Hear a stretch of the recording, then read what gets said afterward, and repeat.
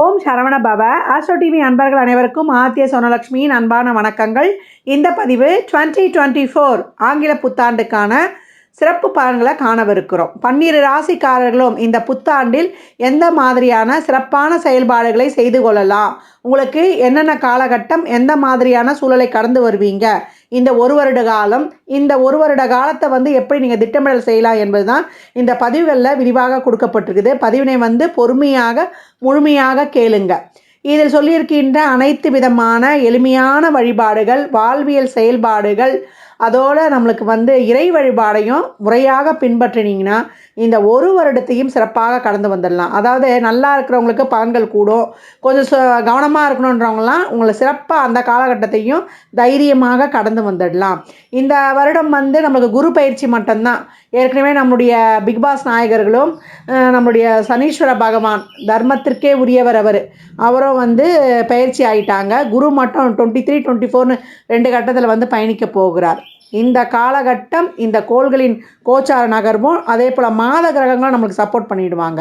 இவங்க நம்மளுக்கு என்ன சொல்ல போகிறாங்க இந்த ஒரு வருட காலத்தை எடுத்துகிட்டு போகிறதுக்கு அப்படின்ற தகவலை இங்கு தனித்தனி பதிவுகளாக துல்லியமான பதிவுகளாக தரப்பட்டிருக்குது. அன்பர்கள் பதிவினை முழுமையாக கேட்க வேண்டியது தான் நீங்கள் செய்ய வேண்டியது. 12 ராசிக்காரர்களும் இந்த வருடத்தில் அனைத்து விதமான நலன்களையும் வளன்களையும் பெறுவதற்கு என் வளலாகிய முருகப்பெருமானை பிரார்த்தனை செய்து கொள்கிறேன். மீன ராசி மீன லக்னத்திற்கான பலன்களை காணவிருக்கிறோம். இந்த 2024 எப்படி கடந்து வந்துடலாமா அப்படின்னு கேட்கும்போது கொஞ்சம் கவனம் தேவை, நம்பிக்கை, பொறுமை தேவை. இந்த 3 தான் உங்களுக்கு தாரக மந்திரமே அப்படின்னு சொல்லியாச்சு. ஏன்னா ராசி அதிபதி உங்களுக்கு 2, 3 இடங்களை பயணிப்பார். அதெல்லாம் சிறப்பான இடங்கள். 3 மறைவு ஸ்தானமாக இருந்தாலும் அது சுக்கிரனுடைய வீடு. அதனால் உங்களுக்கு 3, 8 கூடையவர். அந்த காலகட்டம்லாம் பயணிக்கும்பொழுது நம்ம கொஞ்சம் கவனத்தையும் கொஞ்சம் கையில் எடுத்துக்கணும், ரொம்ப ஒரு விழிப்புணர்வாகவும் இருந்து கொள்ளணும் அப்படின்னு சொல்லியாச்சு. இது வரைக்கும் ஒரு முயற்சிகள் போடுறோம், செய்கிறோம், இந்த முயற்சிகள்லாம் எங்களுக்கு முடியல அப்படின்றவங்களுக்கு அடுத்து வரக்கூடிய காலகட்டம் உங்களுக்கு முயற்சிகள் முடியும்.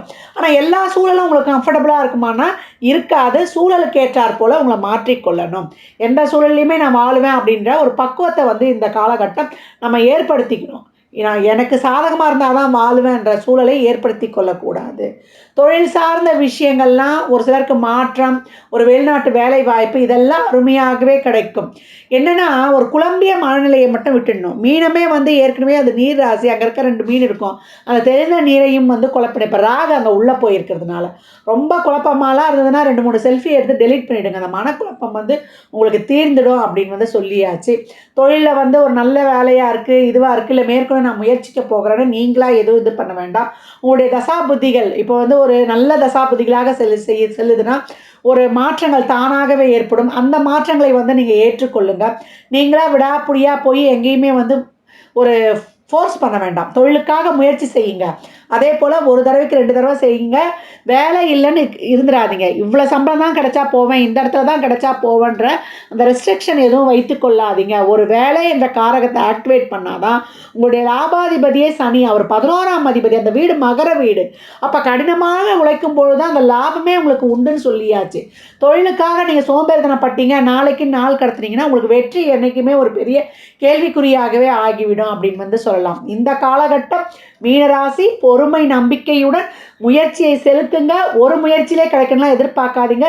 2, 3 தடவை முயற்சி செய்யும்போது அந்த சூழல் அமையும். அந்த சூழலில் இருக்கக்கூடிய அனைத்து விதமான சூழலையும் நெளிவு சுழிவாக கடந்து வந்துடணும். இதுதான் உங்களுக்கு ஒரு மிகப்பெரிய ஒரு பதிவு. இதை நீங்கள் அண்டர்லைன் பண்ணிக்கணும். எந்த உறவுகளாக இருந்தாலுமே கொஞ்சம் விட்டு கொடுத்து போயிடணும். அக்கம் பக்கம், ஏன்னா காம்பவுண்ட்ஸ் ஒரு பிரச்சனை கூட வரும். பக்கத்து வீட்டுக்காரங்கிட்ட வந்துட்டான் சும்மாவே சண்டைக்கு அப்படின்ற மாதிரி.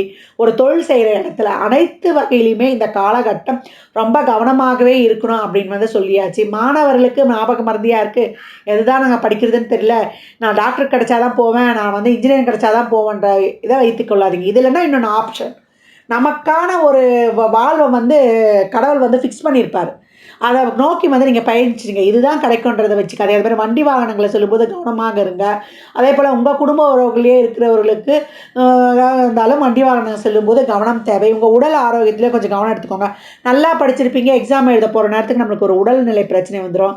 அன்றாட பாடங்களே அன்னன்னைக்கே படிச்சிருங்க. ரொம்பலாம் வந்து புரியாமல் இருக்குது, ரொம்ப படிக்கிறதுக்கு வந்து கஷ்டமாக இருக்குது அப்படின்னா கொஞ்சம் ஒரு 2-3 தடவை ஒரு 8 போட்டுட்டு வந்துட்டு அந்த இடத்துல உட்காந்து படிங்க. அதே போல் ஒரு இளைஞர்களாக இருக்கிறோன்னா வண்டி வாகனங்களை உங்கள் பேரில் வாங்காதீங்க, சாகசம் காட்டாதீங்க. ஏன்னா பிளேட்டு வைக்கிறதே இங்கே இருக்கிற ஆக்சிடென்ட் ஆகிடுச்சு, இதில் வந்து நாங்கள் பிளேட்டு வச்சுருக்கோன்னு சொல்லிக்கிற குடும்பம் இது அப்படின்னு வந்து சொல்லலாம். ரேவதி நட்சத்திரம் அதை சுட்டி காட்டும். ஏதாவது உடம்புல எங்கேயாவது ஒரு பிளேட் இருக்குன்னா இவங்களா இருக்கா, பெரும்பாலும் முட்டிலேருந்து பாதை வரைக்கும் இருக்கிற பக்கத்தில் வைக்கக்கூடிய வாய்ப்பு இங்கே அதிகமாக இருக்கும் அப்படின்னு வந்து சொல்லலாம். ஆனால் கவனம் தேவை. இரவு நேர பயணங்களை தவிர்க்கணும். உடல் உபாதைகளில் கொஞ்சம் கவனம் தேவை. இஎன்டி சம்மந்தமான பிரச்சனை, அடிவயிறு சம்மந்தமான பிரச்சனை, செரிமான கோளாறு, அதே போல் ஒரு சிலருக்கு தோல் அரிப்பு, சோரியாசிஸு இதெல்லாம் வரக்கூடிய வாய்ப்புகள் வந்து ஒரு பொடுகு தலையில் திடீர்னு பொடுகு ஆயிடுச்சுமா, அதெல்லாம் ஸ்ட்ரெஸ்ஸு தான். இந்த பொடுகு ஸ்கின்னு எல்லாத்துக்கும் காரணமே இந்த மன உளைச்சல் அப்படின்னு வந்து நம்ம சொல்லிடலாம். மன அழுத்தம், ஒரு குழப்பமாக என்னடா அது எதுவுமே ஒரு பர்ஃபெக்டாக நடக்கலைன்ற ஒரு அங்கலாய்ப்பு தான். அதை தாண்டி வேறு எதுவுமே கிடையாது. இந்த காலகட்டம் எதிர்பார்ப்புகளை குறைத்து கொண்டு உங்களுடைய கிடைச்ச சூழலுக்கு ஏற்ற மாதிரி வாழ பழகி கொண்டீங்கன்னா இந்த 24 உங்களுக்கு சிறப்பான வருடம். அதற்கான ஒரு நல்ல ஒரு தன்னம்பிக்கை தைரியத்தைலாம் குரு கொடுத்துருவார். ஆரம்பத்தில் வந்து ஒரு 4 மாத காலம் ரொம்ப கஷ்டப்படுறோம், எங்களால் வந்து அதை வந்து ஒரு சரியாக எனக்கு ஹேண்டில் பண்ண முடியல அப்படின்னா கூட உங்களுக்கு அதுக்கப்புறம் வர குரு வந்து குருவின் பார்வை இந்த கேதுக்கு கிடைச்சிடும். அதனால் அந்த இருந்த அந்த தொய்வு சோர்வெல்லாம் கொஞ்சம் சமாளித்து வரக்கூடிய நிலையை கொடுத்துருவார். ஏற்கனவே நான் அந்த குருவுடைய வீடுன்னு சொல்லியாச்சு. அப்போ இந்த காலகட்டம் திருமணம் சார்ந்த விஷயங்களில் கூட உங்களுக்கு 100% சாட்டிஸ்ஃபேக்ஷனாக இருக்காது. குடும்ப உறுப்பினர்களினுடைய ஒரு வற்புறுத்தலுக்காக பண்ணிக்கொள்கிற மாதிரி இருக்கும். பண்ணிவிடுங்க, உறவுகிட்ட விட்டு கொடுத்து போங்க. ஏன்னா ஒரு சிலருக்கெல்லாம் அதுக்கப்புறம் தசாபுதி வர்றதே கொஞ்சம் கடினமாகிடும். இந்த காலகட்டம் வந்து அதற்கான தசாபுதி வந்திருக்கும். இந்த நேரத்தை விட்டிங்கன்னா அதுக்கப்புறம் இன்னும் ஒரு 4-5 வருஷம் கூட தள்ளி போயிடும். திருமண வாழ்க்கையில் கொஞ்சம் நான் கவனமாக இருக்கணும். சர்ப்ப வழிபாடு இதற்கெல்லாம் இப்போ செய்து கொள்ளணும்.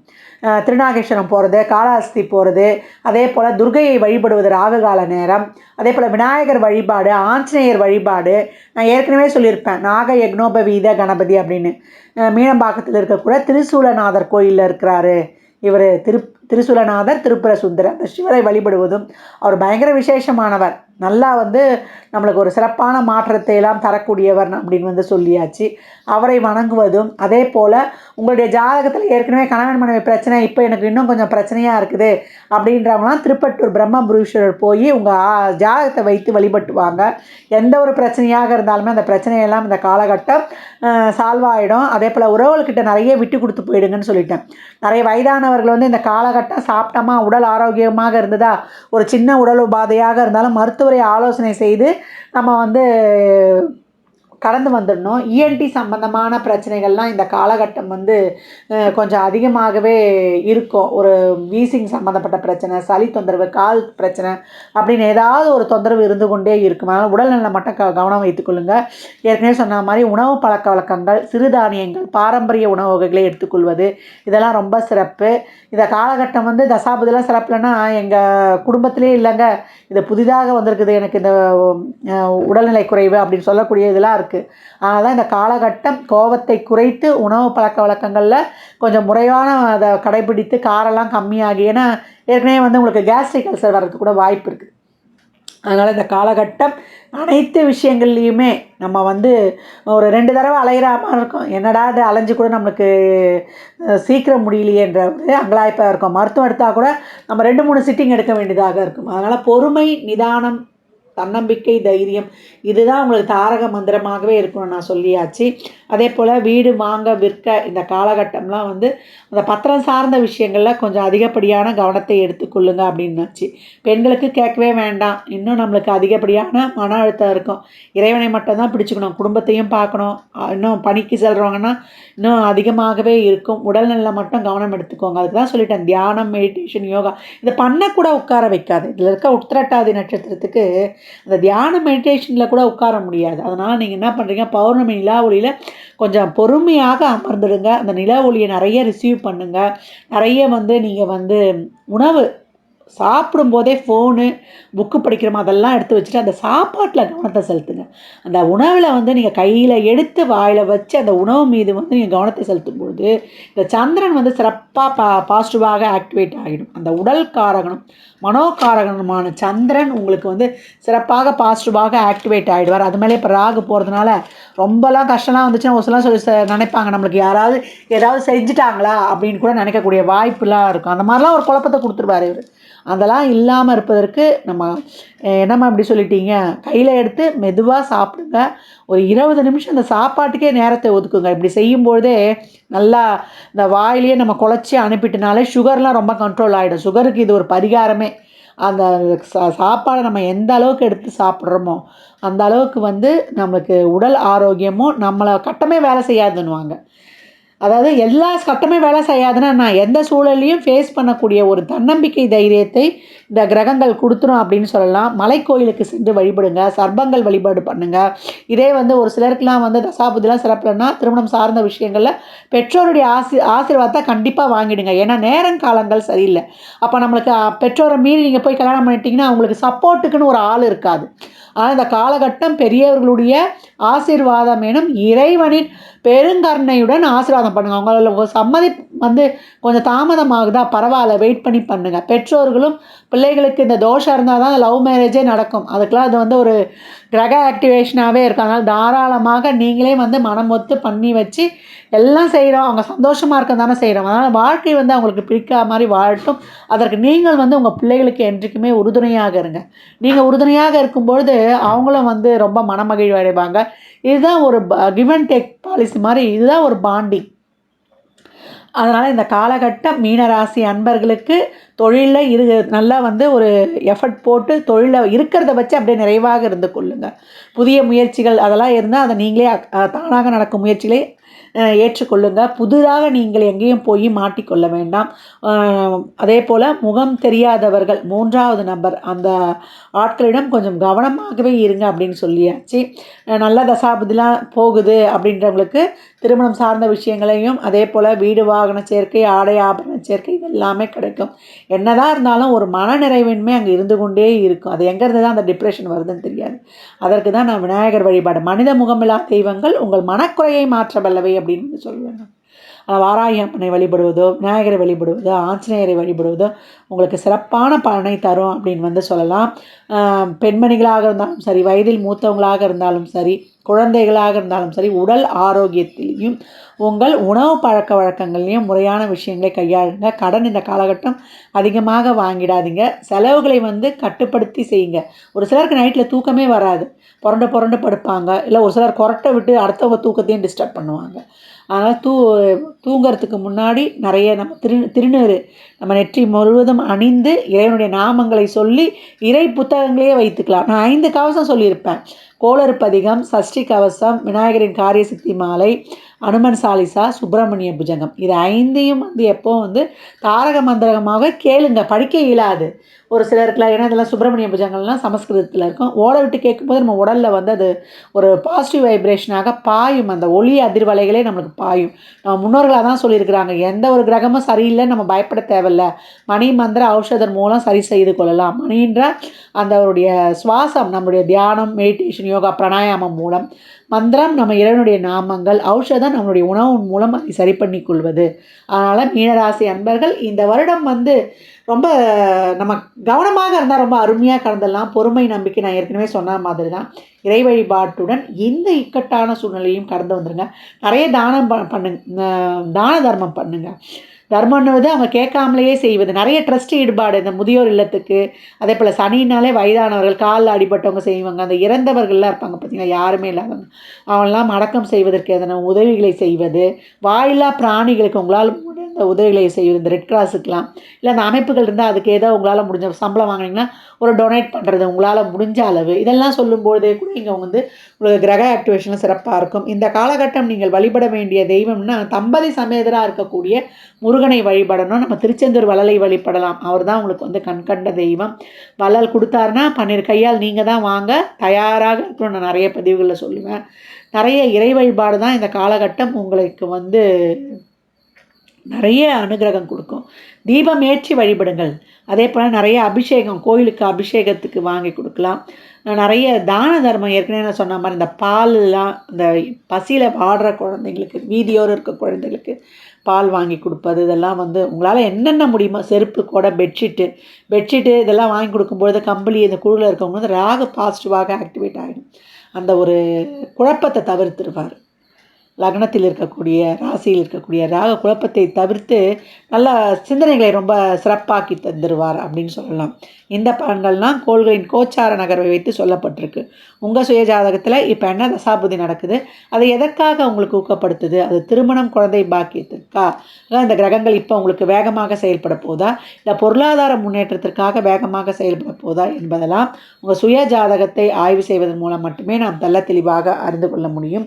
மீனத்திற்கு நல்ல வந்து இன்னும் நம்மளுக்கு ரொம்ப குழப்பமாக இருக்குதுன்றவங்களுக்கு கூட குரு பயிற்சிக்கு அப்புறம் அந்த குழப்பத்தை வந்து களையக்கூடிய வகையில் யாருடைய உதவியாவது, யார் மூலியமாவது இந்த இக்கட்டான சூழ்நிலையையும் நீங்கள் கடந்து வந்துடுவீங்க. அதற்கான ஒரு உதவி இறைவன் உங்களுக்கு அனுப்பி வைப்பான்.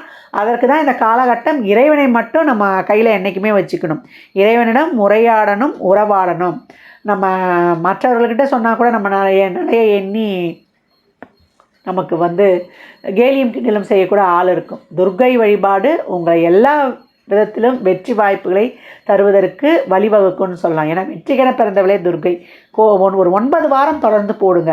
ரொம்ப காலங்கள்லாம் சரியில்லைம்மா, அந்த சனி, ராகு, கேது, செவ்வாய்லாம் போகிறாங்க, சுக்கிரனும் சம்மந்தப்படுறாரு அப்படின்றாங்கன்னா ஒரு எலுமிச்சம்பழம் துர்க்கை கிட்டேயோ இல்லை பைரவர்கிட்டேயோ யார்கிட்டயோ துடி தெய்வம்கிட்ட வச்சு அந்த எலுமிச்சம்பழம் வைத்துக்கொள்வது, அதே போல் குங்கும அர்ச்சனை செய்து அந்த குங்குமத்தை பெண்கள் திலகமாக இட்டுக்கொள்வது, ஆண்களும் இட்டுக்கொள்ளலாம்.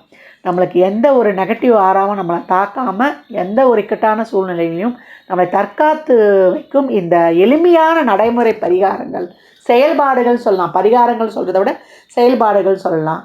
மீனராசி அன்பர்கள் வாழ்நாள் முழுவதும் சிறப்பான பலனை அடைவதற்கு என் மனமார்ந்த வாழ்த்துக்களை தெரிவித்துக் கொள்கிறேன். ஜாதகம் பார்க்க விரும்பும் அன்பர்கள் இந்த எண்ணிற்கு ஒரு மெசேஜ் செய்யுங்க. தங்களுக்கான விவரங்கள் அளிக்கப்படும். அப்பாயின்மெண்ட் பெற்றுக்கொள்ளலாம். ஜாதகம் சிறந்த முறையில் கணித்து பார்த்து தரப்படும். வாஸ்துப்படி வீடு கட்ட பிளான்கள் போட்டு தரப்படும். வாஸ்து பார்த்து தரப்படும். நியூமராலஜி படி பிறந்த குழந்தைகளுக்கு பெயர் வைத்து கொள்ளலாம். உங்கள் தொழிற்சாலை நிறுவனங்களுக்கும் பெயர் வைத்து உங்கள் வாழ்வை வளமாக்கிக் கொள்ளலாம். சுபமுகூர்த்த நாட்கள் குறித்து தரப்படும். அவரவர் சேவைக்குண்டான கட்டணத்தை செலுத்தி சிறப்பான சேவைகளை பெற்று வாழ்வை வளமாக்கிக் கொள்ளுங்கள். மற்றும் ஒரு சிறப்பான பதிவில் சந்திக்கும் வரை தங்களிடமிருந்து விடைபெற்றுக் கொள்வது ஆதித்ய சொர்ணலக்ஷ்மி. மிக்க நன்றிகள். நற்பவி நற்செழி. வாழ்க வளமுடன், வாழ்க வளத்துடன், வாழ்க நிறைவுடன்.